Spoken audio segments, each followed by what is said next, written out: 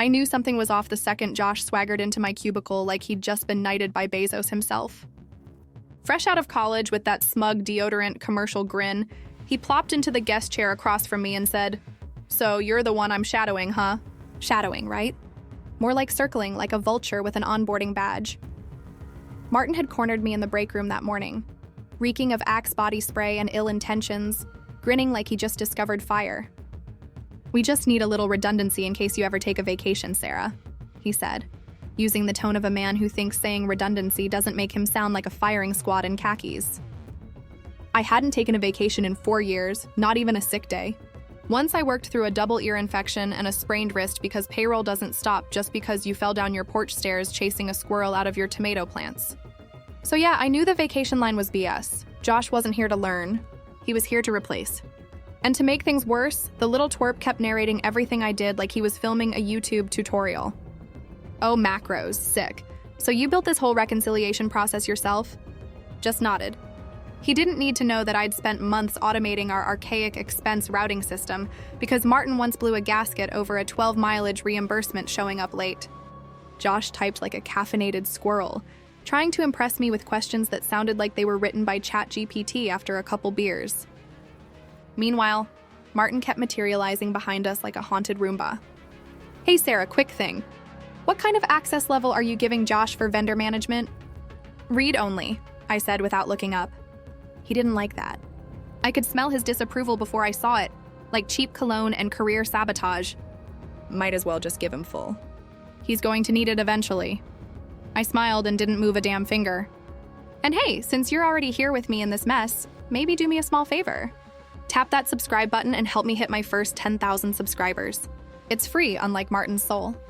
Plus, it tells the algorithm you like stories where smug guys get exactly what's coming." Anyway, I kept playing my part. Dutiful, helpful. Sarah walking Josh through the guts of the company's accounting skeleton like nothing was wrong. But I was watching. I noticed how Josh knew where the vendor authorization templates were before I even showed him. I noticed how Martin kept checking the timestamps of our sessions on Slack. I noticed when Josh asked me if we kept legacy backups of payroll from 2020 and winked like we shared an inside joke. We didn't, but I was about to make damn sure we would. At one point, Josh tried to bond by calling Martin the goat. I nearly choked on my LaCroix. Martin once printed out a meme, thinking it was a slide for his presentation. If Martin's the goat, my cat's a damn rocket scientist. But I smiled, I taught. I explained formulas and approval flows and all the places you don't touch unless you're ready to explain yourself to a dozen angry auditors. And all the while, I let Martin think he was 2 moves ahead. Thing is, I'd already flipped the board. The sushi joint Martin picked for the company lunch was one of those upscale places with minimalist decor and bonsai trees by the windows. Just pretentious enough for him to pretend he had culture. He kept calling it authentic. Like he hadn't just Googled Japanese restaurant impressive enough for CEO. I showed up early because old habits die hard, and I like to know the exits when I'm walking into a lion's den. The CEO, Mr. Nakamura, arrived 5 minutes after me. Sharp suit, calm presence, and eyes like he'd already scanned every weakness in the room. Yumi Sato, his longtime assistant and translator, was unfortunately delayed due to a flight hiccup. Martin, of course, saw it as an opportunity to flex. "Guess I'll have to put that Duolingo streak to work," he joked, nudging the CEO as he sat down, already sweating through his collar. We ordered. I stuck to tea because I was too focused to eat. Martin was already 2 sake bombs deep, chuckling at his own jokes and spitting out kindergarten-level Japanese with the confidence of a man who once dated a hostess in Shibuya and thinks that counts as immersion. It was somewhere between his 3rd mispronunciation of a simple Japanese word and a half-brag about streamlining our legacy systems that he leaned toward Mr. Nakamura and let it fly. "She's a bit old-fashioned. She'll be gone by next quarter." He chuckled and looked straight at me, eyes glazed with arrogance, thinking he just whispered something clever that floated right over my head like smoke. But I heard every syllable. What Martin didn't know because he never asked, because people like him never do, is that I spent 5 years in Tokyo, lived off vending machine, onigiri and Wairu 280 ramen while finishing my MS in financial systems at Tadai. I studied Japanese till my dreams came with subtitles. Navigated pension filings and digital payroll audits in kanji so dense it would make most Americans cry into their QuickBooks. So when Martin called me old-fashioned, I smiled. And when he said I'd be gone next quarter, I reached for my tea with the calm of a woman preparing a funeral playlist. You see, something in me shifted right there, like a gear clicking into place. Not rage, not yet, just clarity, the kind that settles in your spine like cold steel. I wasn't going to argue. I wasn't going to defend myself. I was going to end him quietly, precisely, in a language he'd never understand. I tuned out the rest of lunch. Let Martin ramble about efficiency metrics and digital pivots like a man who just discovered buzzwords. I watched as he mansplained our own software to the CEO and handed over a printed handout with graphs I built, but his name at the top. I caught the side eye Mr. Nakamura gave him, subtle but sharp. He wasn't impressed, just politely enduring. When lunch wrapped, Martin patted me on the back like he was blessing the help. "Great job not zoning out during the Japanese," he said, laughing. "Oh, I found it very educational," I replied, bowing slightly. He missed the edge in my voice. Most men like him do. As I walked out into the drizzle, umbrella in hand, I whispered something just for me in Japanese. My turn. Because that was the moment I stopped being his employee and started becoming his reckoning. I spent that weekend with a bottle of Pinot and our internal payroll logs pulled up on my personal monitor, combing through metadata like a forensic accountant with a vendetta. I wasn't looking for closure. I was looking for leverage. The first thing I noticed, he had manually adjusted his year-end bonus 4 days after the window had closed. It was subtle, buried under the noise of Q4 cost center transitions. He'd used an override code we typically reserve for emergency corrections, think maternity leave adjustments or retro pay bumps. The kind of thing nobody questions if they trust the person holding the keys. Unfortunately for Martin, I am the person who built those keys. Over the next week, I bled red ink into a private spreadsheet I named Martin's Greatest Hits. Vendor Alder #8483, Alder Consulting, $7,250 paid in Q3. No invoice, no point of contact, no contract in our files. Vendor Prism #9211 Prism. Advisory. Listed address is a WeWork that shut down in 2021. Project Orion Flow, marked closed last year, suddenly had $18K in consulting fees backdated into February. Martin wasn't just skimming. He was siphoning and doing it with the finesse of a man who thinks VPN stands for Very Private Network. But I didn't go nuclear. Not yet. I kept training Josh like nothing had changed. Showed him the ropes. Smiled through his questions. "Oh, wow, Sarah, you coded this reconciliation template," he'd say. I'd hum, sipping coffee. I'd started brewing with decaf just to stay calm. He once asked if we could simplify the controls around approvals. I blinked twice. "Sure," I said, already modifying his access so any changes he made would auto-forward to an admin inbox I controlled. Little by little, I gave him rope, let him feel empowered, gave him a taste of admin-level permissions, carefully sandboxed, monitored, time-stamped. I wanted Martin to think Josh was ready, that his little understudy was learning fast, that he'd soon be able to replace me. I even started misnaming columns in my walkthroughs just to see who was listening. Josh wasn't, but Martin, he took notes, literally. I caught him skimming my Slack messages after hours once. Too stupid to realize our internal system flags when someone reads a message not addressed to them. I screenshotted that too. And the whole time I moved like fog, quiet, slow, left no ripples. Every receipt, every bonus bump, every falsified timestamp, I logged it, translated it, labeled it with context. Martin's salary hikes. Josh's unusually fast approval timing notes on emails I knew Martin had blind copied to Tokyo, claiming credit for process improvements I had spent 3 fiscal quarters optimizing. See, there's a special kind of clarity that hits when you realize your job isn't worth saving. But your pride, when weaponized properly, becomes the most elegant form of vengeance. Martin once joked that the thing he liked about me was that I didn't make waves. He was right because I was the tide and he never saw it rising. It hit me mid-scroll somewhere between a forged vendor contract and a bonus request stamped urgent in Comic Sans, like some kind of war crime against professionalism. Yumi Sato, the CEO's longtime assistant, when Mr. Nakamura had first taken over, she used to handle his stateside affairs like a diplomat with a burner phone. She translated board meetings in real time, caught typos in financial reports before the ink dried, and could shut down an entire room of execs with a single raised eyebrow. A legend in heels. She'd left the public-facing side of the company when Mr. Nakamura scaled back travel during COVID. Rumor had it she was still deeply embedded in the Tokyo office, quiet, surgical, and fiercely loyal to the boss, which made her the exact kind of person I needed. I dug through an old Outlook archive until I found her last known address. Sent a ping. Simple, harmless in Japanese. It's been a while. This is Sarah. I have something I'd like to ask you briefly. She replied 3 hours later. Same crisp politeness I remembered. I'm listening. We met over encrypted video 2 nights later. I sat in my apartment wearing a hoodie and slippers. She sat in what looked like a glass conference room in Tokyo, with the skyline bleeding neon behind her. I didn't dump everything. Not at first. That's not how you speak to someone like Yumi. You let the facts breathe. I've noticed a pattern in vendor expenses, I said. They don't align with project timelines, and someone's adjusting bonuses outside compliance windows. She didn't blink, just nodded once. Are these adjustments recurring? Yes, and the person responsible, Martin R., VP of Ops. Yumi exhaled softly, not shocked, not yet moved, but listening. I shared a single document, just one, a redacted vendor payout spreadsheet with dates, amounts, and memo lines. No accusations, just breadcrumbs. She tilted her head slightly. Do you have more? I do. And from that moment on, I had a tether.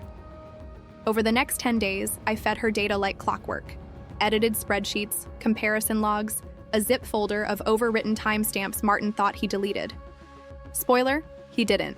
I translated every file header into proper Japanese. I included footnotes for corporate context, cross-referencing our internal approval codes with their Tokyo equivalents. Didn't editorialize. I didn't beg. I simply presented truth like a scalpel, cold, sharp, irrefutable. Yumi never praised me, never slipped into camaraderie, but I could see it in little signs. The way her responses got shorter, more precise. The way she asked for raw copies or original metadata exports. That's how you know someone's building a case when they start asking for source files, not just summaries.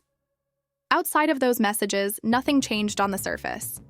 Martin still walked around like he was hosting a TED Talk no one asked for. Josh kept eating yogurt aggressively next to me while pretending to understand pivot tables. The office buzzed along like any other underpaid Tuesday, but I wasn't drowning anymore. For the first time in weeks, I felt my spine straighten, my breath deepen. I had a line to Tokyo now, a real one. Not through Slack, not through Martin, through Yumi. That meant every keystroke I logged had weight. I wasn't clawing for survival anymore. I was planting seeds in concrete quietly, deliberately. Martin thought I was alone, that no one would ever listen, but someone was, and she was fluent in silence, just like me. It happened on a Tuesday, like all corporate betrayals do. That morning, I got a calendar invite I hadn't requested. Kickoff, Orion Flow Transition, owner Josh K. I stared at the screen for a long time. Wyatt second. Orion Flow was my project. The one I built from the ground up during lockdown, working 18-hour days in yoga pants and unbrushed hair while Martin pinged me at midnight with quick questions. I had cleaned up 3 years' worth of bloated code, integrated it into payroll, and rebuilt our reconciliation pipeline to survive a nuclear audit. It was my Sistine Chapel in Excel. And now Josh, who still couldn't explain the difference between gross and net, was listed as its new owner. No warning, no handoff, just a digital eviction notice. Martin didn't even have the balls to tell me directly. Instead, he ambled past my desk, coffee in hand, wearing that smug 2-sip grin that made me want to throw a stapler at the wall. "Hey, Sarah," he said. "Hope you don't mind. I figured you could use some bandwidth relief. Josh has been asking for more responsibility." I smiled like my nerves weren't about to crack. "Of course," I said, happy to support from the sidelines. He nodded like I just handed over my legacy instead of cataloging his obituary. 2 hours later, the real masterpiece landed in my inbox and, oops, email CC'd to the Tokyo board. Subject line: Payroll Optimization Initiative Initial Successes. Inside, 3 paragraphs of Martin congratulating himself on modernizing outdated processes, plus a bullet point that read, Orion Flow transition already complete under my guidance. Early signs show significant efficiency gains. He called it his guidance. I didn't scream. I didn't cry. I downloaded the PDF version from my archive, renamed it Delusional Idiot V3 Final, and kept moving. Then I saw it, the attachment at the bottom, a compliance document supposedly confirming the new process met both US and Japan side standards. Looked official. Language was tight, dates aligned. But something twitched in my gut, like when a magician says, "Pick a card," and you realize the whole deck is rigged. I checked the metadata. The signature block for the compliance officer copied from an older form I filed 6 months ago. The approval code reused. The timestamp backdated using a patch script I personally buried in the sandbox for version testing. Martin didn't forge a form. He forged mine. Thought I would notice, wouldn't care. That I'd already rolled over like a good little legacy hire and started knitting throw pillows for my exit interview. I messaged Yumi. Please review the attached document. The format appears correct, but the contents and signature have been altered. No reply for an hour. Then just one word confirmed. She didn't ask follow-ups, didn't hedge. She forwarded it straight to legal. I wasn't shocked, of course, but I knew the signs. Delay. The silence. That's how the machine moves when it's shifting its weight towards someone's throat. Martin strutted around the office that day like he just discovered fire. Josh walked past my desk, awkwardly gloating. Hey Sarah, if you have any Orion Flow files, I could really use them. You know, for continuity. Sure, I said, sweet as poison. Let me find the sanitized versions. I opened a new folder on my desktop, named it Scorched Earth, and began organizing every file, screenshot, and audit log into a final polished package. Martin had made his last mistake, and I was no longer collecting evidence. I was preparing the execution. The invite hit inboxes late Friday afternoon, right when people are mentally peeling themselves out of office chairs and dreaming about tequila. Subject line, Q4 efficiency strategy, attendance mandatory. Inside, vague language, cost optimization, organizational alignment, Martin's greatest hits, and right there, 3 names quietly listed under transition consideration candidates. Mine dead last, like he was trying to cushion the blow with alphabetical insult. I didn't react. I didn't forward it to anyone. I just screenshotted it, saved it to my in case I'm gaslit folder, and closed my laptop with the calm of someone who already knew the last act had been choreographed.